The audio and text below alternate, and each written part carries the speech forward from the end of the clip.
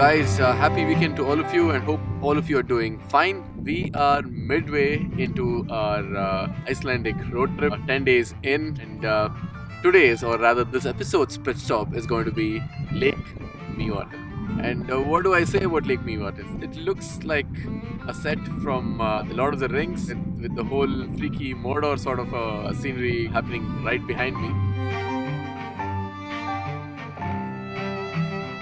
Basically, what you have is a lake, like a volcanic area surrounding the lake. And because of that, the landscape changes continuously. You have some black rocks with like soft green moss. You have a lake which is frozen on some parts. You have a lake which is flowing and filled with birds in some other parts. And you have also some crazy volcanic areas. So, overall, it's like an explosion of the landscape, but it's just packed to a very small area. You smell sulfur? Yeah, a very strong smell of sulfur.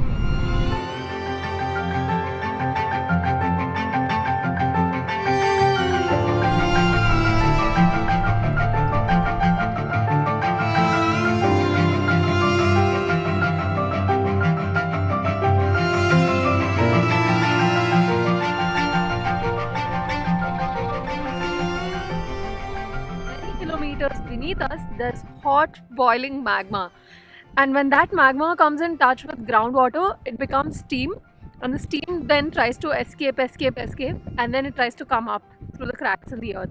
Now, on its way up, it also meets some sulfur and some hydrogen and some something and all, and then it becomes like this eggy smelling gas, which is what we see all around us. You would have seen that there's no vegetation around here. That's because the ground gets super hot. It gets hot to an extent of almost 200 degrees. So they've put these, ropes and walkways so that we don't step off and burn our foot.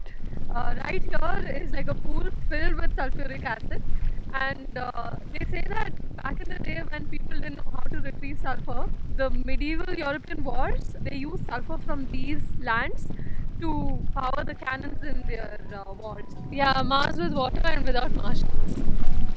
Unless.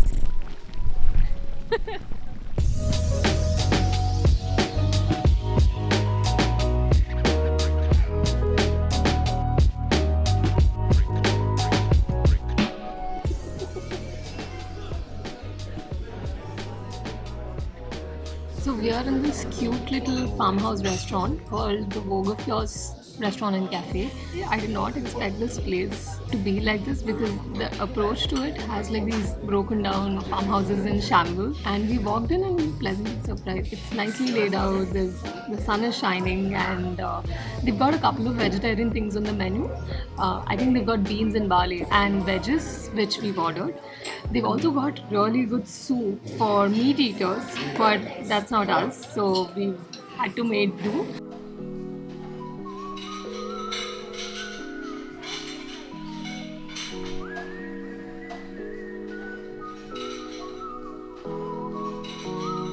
Good, bad, good, bad, good, bad, hot. That's not my answer. Some sort of a cutlet.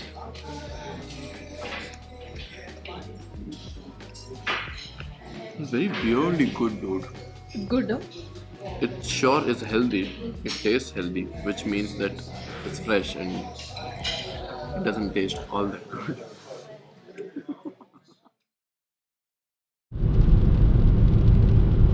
So we are going for this hike to hopefully catch a sunset, and it's really, I don't know, unusual sort of a hike or a weird hike.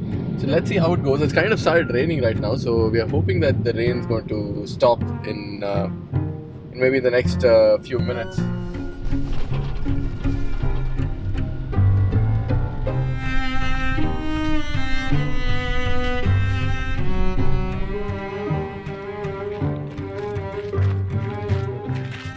It used to be like this big volcano around 2000 years back. It kind of erupted, and apparently all the magma underneath was exhausted, and the whole thing just hit, which was like this, went almost there.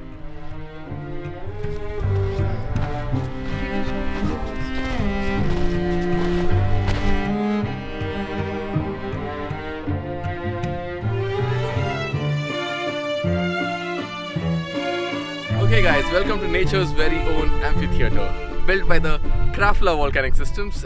You can see that the developers have mostly stuck to a black and white theme around here, and a little less of the white today. But if you come during the winter, you'll see that the entire wall is filled with these graffiti of icy snow patches all around. One good reason to come back and visit this place during the peaks of winter. But right now it's mostly black. We wanted to see crystal clear sunset from the top here, but then the sun's right now hiding behind some clouds. Not that perfect 10 on 10 sunset that we wanted to see, but I'd definitely give it at least an 8 on 10. So that is satisfying enough for us. So we're calling it a day here at the top of Herfjord.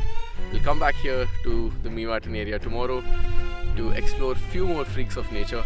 For now, goodbye and good evening.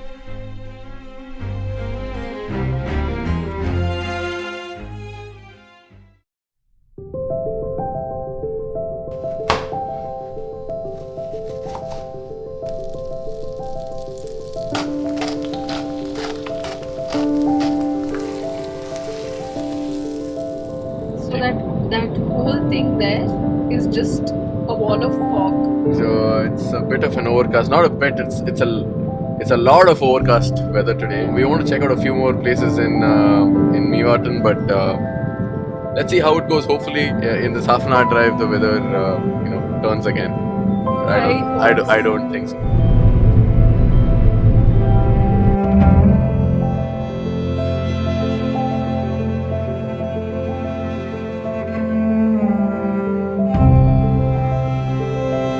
Okay, first pit stop for the day.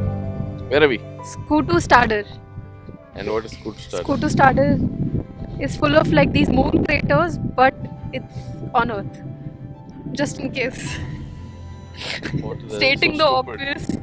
So like some 2000 years ago, one major volcano exploded and that lava flowed all around this lake area. Because it's a lake, there were obviously pockets of water here and there. You can imagine like it'll be like super hot lava and it meets the cold water. So you have like these bursts and explosions of steam.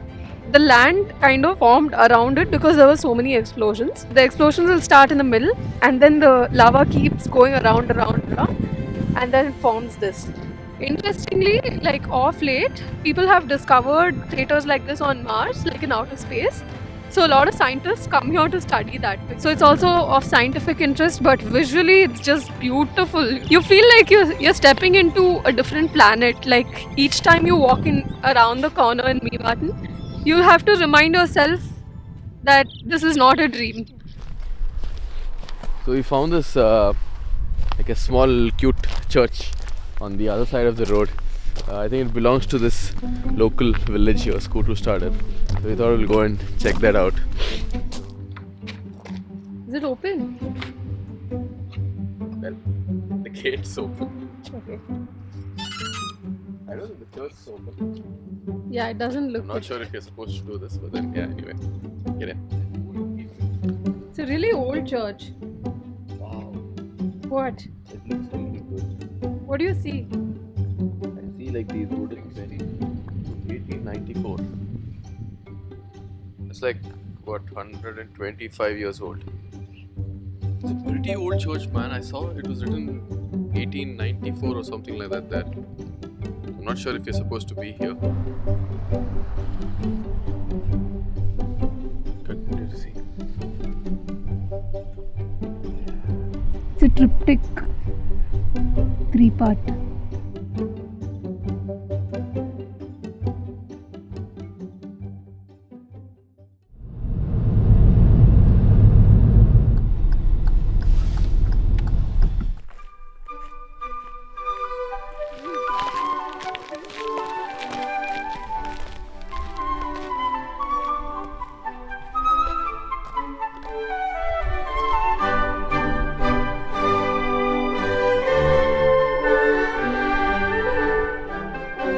Okay, for the longest time I thought Dimmu Borgir is nothing but a really amazing Norwegian black metal band.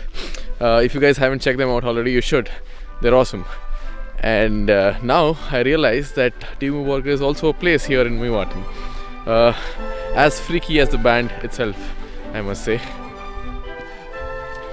You guys have already watched our episode on Ólafsfjörður and Siglufjörður. We would have already spoken about trolls and their importance in the Icelandic folklore, right? We went around those towns trying to hunt illustrations of trolls, but then right now we are here in Dimmuborgir, and apparently this cave was a cave where the Yule lads lived. Yule lads were basically the kids of trolls, very, very infamous for kidnapping human kids and eating them up. In the Icelandic folklore, trolls and Yule lads were made up to scare kids to not get out during the winters. The Icelandic winters are pretty harsh, you can imagine, and people didn't want kids to walk around freely outside during the winters, and to stop them from doing that, they kind of made up these stories about trolls and their kids, Yule lads. I just feel like I stepped into, one of those levels of God of War. Like I'm going to go into a different realm.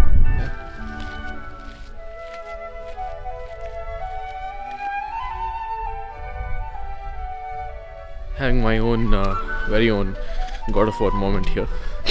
Trying to play Kratos and walking towards the gateway to hell. Check this out. Okay, there. You see that? That's the Herfjall mountain we climbed yesterday. Apparently there's a trail all the way from Dimmuborgir to the foot of Herfjall mountain, and it's also a really good trail. You kind of hike through Dimmuborgir and then you hit Herfjall and then you climb Herfjall. So if somebody's interested, you can go and do that.